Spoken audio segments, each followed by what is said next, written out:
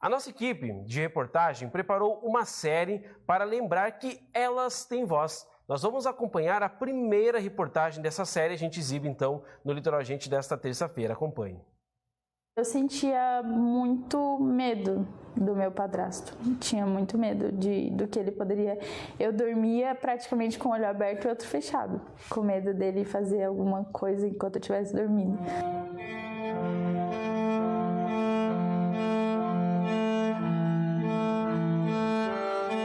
Tudo começou, quando eu tinha 13 anos, morava em outro estado. E minha mãe, ela conheceu esse homem e com mais ou menos um mês que ela estava namorando com essa pessoa, eu cheguei em casa e estavam lá as mochilas, as roupas, as coisas dele. Eu fui criada pela minha avó, então com 13 anos foi o tempo que eu comecei a morar com a minha mãe.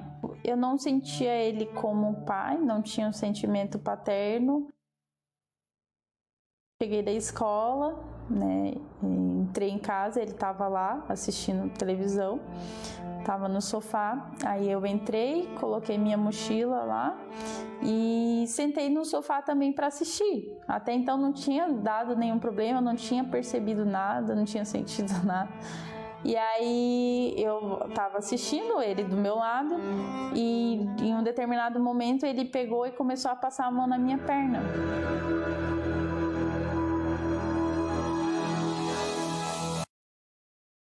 Eu estava de saia no dia, então ele pegou, passou a mão na minha perna e eu não conseguia me mexer, eu tava parece que acho que em estado de choque, Aí ele pegou e levantou minha saia e é algo que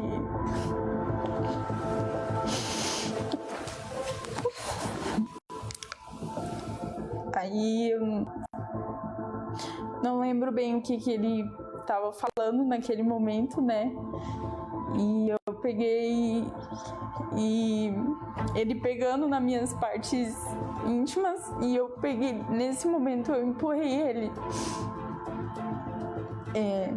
E quando eu empurrei ele falou pra mim que eu não poderia contar aquilo pra ninguém, principalmente pra minha mãe, porque ela poderia morrer. Eu tinha muito medo de trovão, E aí eu dormia com a minha mãe, E eu tinha muito medo que ele fizesse alguma coisa comigo, mas o meu medo do trovão era maior. Então, ele dormia de um lado, minha mãe no meio e eu do outro.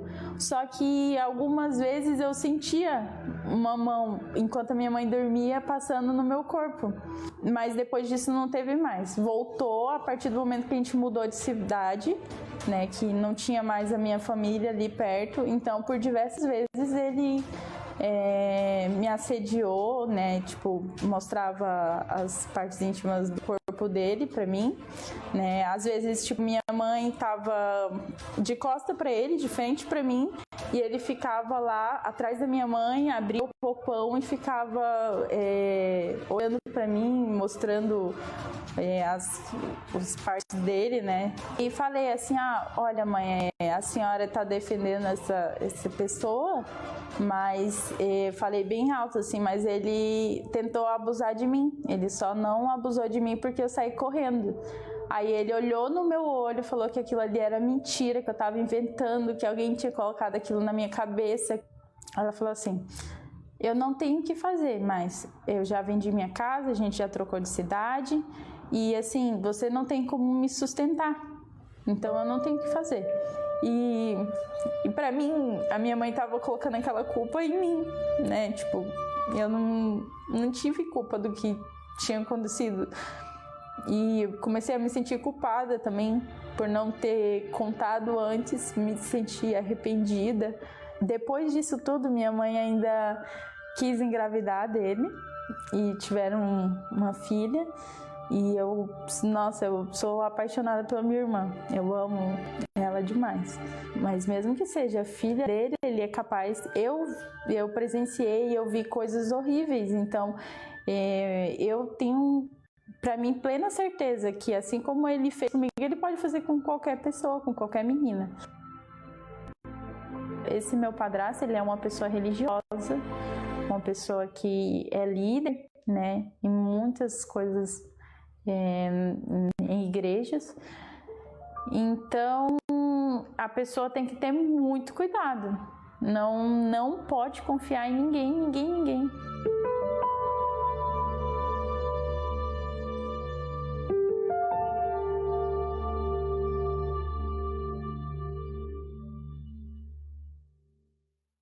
Então a minha amiga pegou e estendeu a mão para mim e falou assim: olha, fica lá em casa, você não precisa conviver no mesmo ambiente que o seu padrasto, né, que já fez tanta coisa com você. Quando a pessoa ela é abusada, ela é ferida de alguma forma, psicologicamente, fisicamente, enfim, essas feridas elas ficam na nossa mente, eu acredito que pro resto da vida.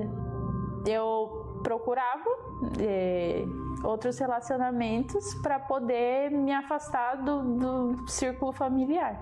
Numa dessas tentativas de fugir de casa, de esparecer um pouco, né, sair daquele ambiente ruim, eu fui para uma missão da igreja, conheci um rapaz muito bacana, a princípio, muito bonito, era muito educado, eu me sentia muito protegida com ele, sabe? Só que com o tempo ele foi começando a ser mais ríspido, mais controlador, ele me controlava bastante. Ele via lá no aplicativo que eu tinha gastado alguma coisa da minha conta bancária, ele sempre queria saber com o que eu gastei, o que eu comi, o que eu tava vestindo. Eu achava aquilo meio que normal, era o jeito dele, né? Que nem a família dele falou, não, mas ele é assim mesmo, é que ele não... o jeito dele é protetor e tal. Algumas vezes ele, você tá onde? Eu tô aqui na faculdade. Então manda foto.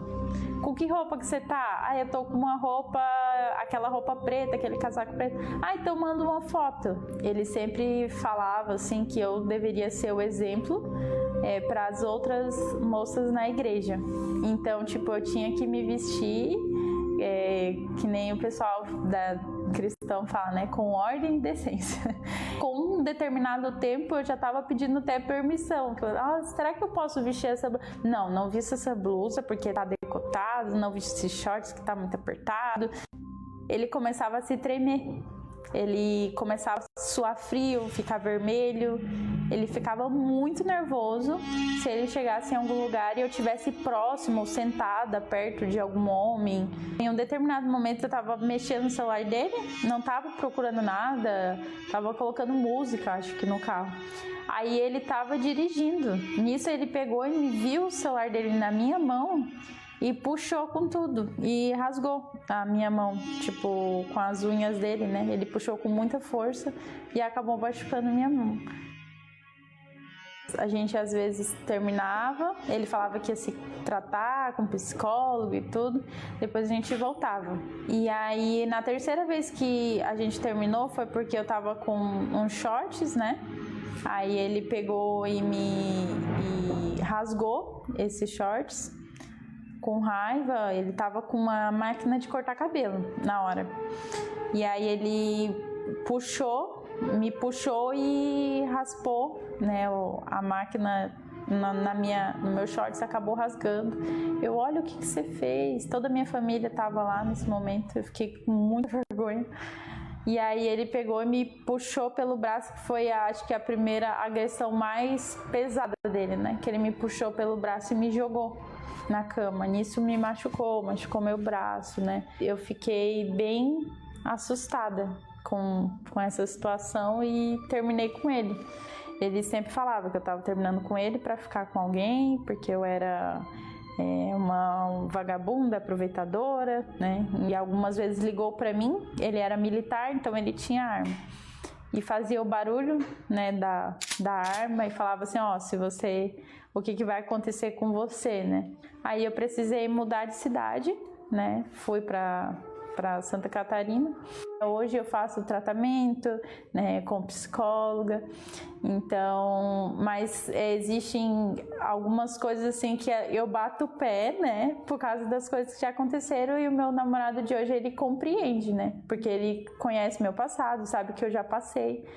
Na época, né, eu não tive força, não tive como, eu tinha muita vergonha de me expor, de mostrar, contar para alguém aquilo que eu estava passando, aquela minha história. Hoje, né, tendo consciência de tudo, que esse ato é um crime, né, eu com certeza denunciaria. Não sejam feridas pela mesma ferida que aconteceu, né, com a pessoa, porque é algo que fica marcado pro resto da nossa vida.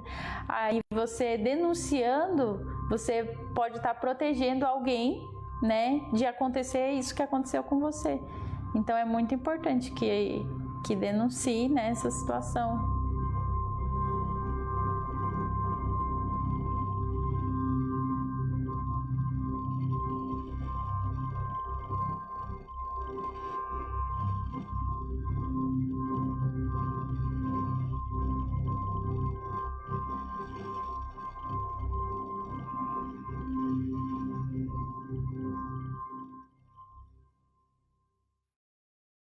Que história triste dessa mulher, né? A gente está acompanhando essa reportagem, a gente não consegue nem acreditar que tudo isso aconteceu apenas com uma mulher. Mas, na verdade, acontece com várias.